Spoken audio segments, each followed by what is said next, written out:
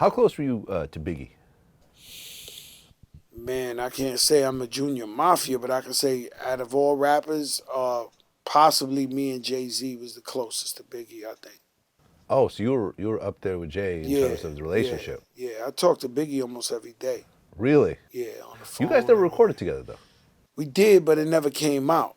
And Oh, really? yeah, we did record. We was doing an album Was the song together. ever leaked or anything? No, we did like 4 songs, but You did 4 songs with with Biggie that Biggie, no one's ever heard. never. What the fuck? I don't think you'll ever hear Who it. was the producer? If you do, you'll get upset. Who's the It's producer? Puff Daddy. Okay, never mind. So whatever, yeah. So I was gonna sign to Puffy. Me and Big was gonna do an album together. So I'm Really? the Puerto Rican Dawn. He's the Black Dawn. Was there a name for this album? Nah, not yet. But it was Biggie. Biggie brought me there and was like, "Yo, let's do an album together." So we start recording the songs. But then, of course, Industry 101, Craig Common heard about it. And he swooped in and he was like, "Yo, instead of doing that, I'll give you your own label. You can have Terror Squad, put your own music out, joint venture, overhead, money." Like, and Puff Daddy was like, "Playboy, I'm not giving you that." So I was like, "All right, Puff." So I went over there and I did that. But it was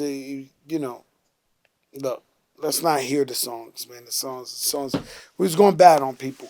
You know what I'm saying? It was Oh, like, you were yeah, it dissing was real people? bad. Yeah, it was real bad on it. It was going like Well, this was the crazy Fat Joe era where don't give stupid a crazy fuck, Fat Joe fuck and Biggie everybody. recruiting the crazy Fat Joe. Like, fuck that. Like, let's go. I'm like, oh shit. A fat Say no a more. Fat Joe Biggie album back then, that would have been so fucking crazy. You know what I mean? With all the real production behind it and Puff everyone Daddy Puff produced it. behind the You know boards and yo, yeah, the D Dots and the Stevie J's and all that. Like, it exactly. was like Yeah, yeah, yeah. the Hitmen The at that Hitmen, time yeah. when they was the greatest. Well, you said you regret letting people know that Story to Tell was about Anthony Mason. Yeah. So that was a real I Biggie was didn't know. real. I'm not elaborating on that, Vlad. I'm not elaborating on that because Anthony Mason's somebody I really, really look up to. Rest in peace, his family. You know, it was bad. It was my fault. My bad. What was the craziest Biggie story that you can remember? Because Biggie, I heard, I was said one about Clue. To this day doesn't really like me because I said a story about when Biggie was looking for him in the club with the 22 because Clue had put out some new Biggie shit without permission. So Clue gets mad whenever I say that. Like, to this day, he's got a little mad a little at me in mad. the back because it's like, come on, man, you gonna talk about Biggie coming to get me? Like, the craziest shit was um with Biggie with me was like uh these guys, man. I don't even know if I could say that story, but um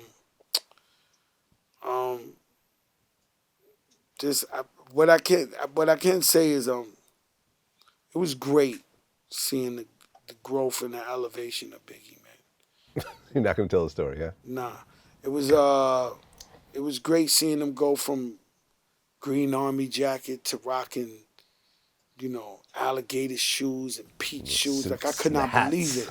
So I'm standing in the background. Fat Joe ain't big yet. Right. So I'm looking. Now we making movies, Chanel T-shirts and shit. Yeah. We balling out of No, control. Biggie, like, don't get it twisted. Biggie became a sex symbol. Not just a sex symbol. He was iconic. He looked Yeah. like a superhero. Yeah. So you see him. He had the hat. He had the turtlenecks. He had the peach with the, and I seen it. I seen him from underground going up to like transforming into this notorious Big. And it was amazing. I'll tell you one thing too. Like, when you see the videotapes of the crowd in Brooklyn that were wilding at Biggie's funeral, like, I was in the crowd Mm. in front of his building, putting the candle out there in front of his building and all that. Biggie's another Biggie, Big L. There's a lot of tragic deaths in hip hop. The Kid Extension, where these people didn't have to die. You know what I'm saying? Like, Yeah, Big L was a tragedy. He was about to sign to Rockefeller. Like, he's he, people's he was favorite rapper to this phenomenal. day. Like, you know what I'm Phenomenal. saying? So it's like, it's a shame that a guy that lived a non-violent life got killed by violence, and it's always like on some jealousy shit. Biggie Always. got killed over jealousy. 100%. Did nothing wrong, just because hey, this guy's successful. We hate the fact that he's still winning. Let's kill him. Big L, same shit. Big L was a prime example of what you was trying to tell me earlier. Big L never left this block. He always lived on 139th Street. If he would take a girl to a hotel, he'd go to Jersey, a hotel, but come back to the Harlem, nigga. Like Big L was the biggest, the nicest rapper in New York, living in 139th.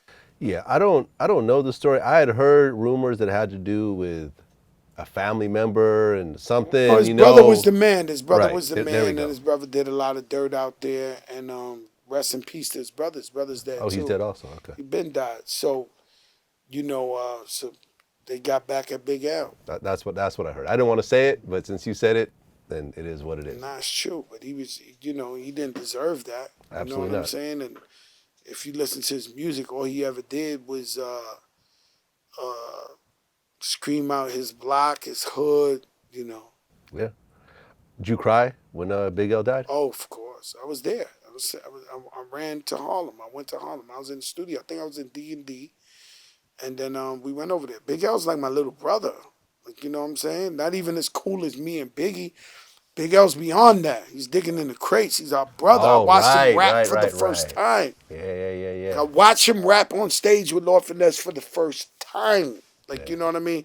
He joked with me. He did this and that. You know how many times I went to that block for Big L in the van, and then we jump out ready to hurt everybody. He fight the biggest nigga 1-on-1. Mm. Like Big L was a clean fighter, man. He was a fair guy.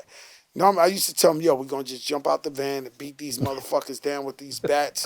And this he'd be like, no, get out the car, let me fight him 1-on-1. And Big L's this little, this Right. skinny, fighting the biggest motherfucker on earth. I was furious behind that shit.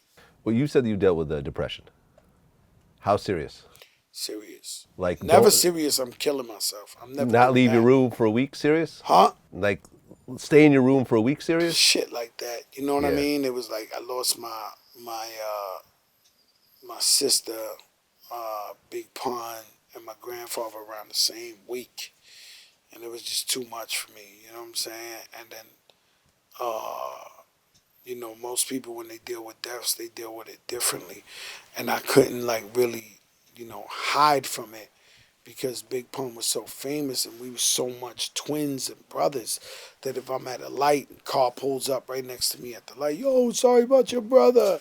If I go to Miami, the waiter is like, yo, perdón tu hermano, so it took me like 2 years to get over that, man. And it was just like, yo, it could be like the brightest day outside. It felt like cloudy and dark. You know what I'm saying? I used to get upset when my wife got dressed up and was looking nice, smelling good, and I never felt like looking good. It was just a fucked up time. Real Did you fucked up did you time. get over it? Oh, yeah, I'm completely over that Completely shit. over it. Any medication or all Nah, it wasn't no medication. I was seeing a therapist? psychiatrist every week. And what basically, she never gave me no answers. She just heard me out and she let me figure it out. So your mind is like a Rubik's Cube, bro. So you got to keep clicking away till one day it hits you. So one day I'm standing in front of the Big Pun wall, the mural. They just did it right now again, Tats Crew. And every year they change the wall. Hmm. So I'm standing in front of the mural and they painting that night. And then two dudes walk by. And one dude is like, "Oh shit, what they doing?" He was like, "Oh, that's a Big Pun wall. They do it every year. It's been 2 years." And then when he said that, it just echoed in my head. It was like 2 years, 2 years, 2 years, 2 years, 2 years. And I just told myself like, "Yo, you can't keep feeling sorry. You can't. You got to snap out that bitch." That was the day I woke up.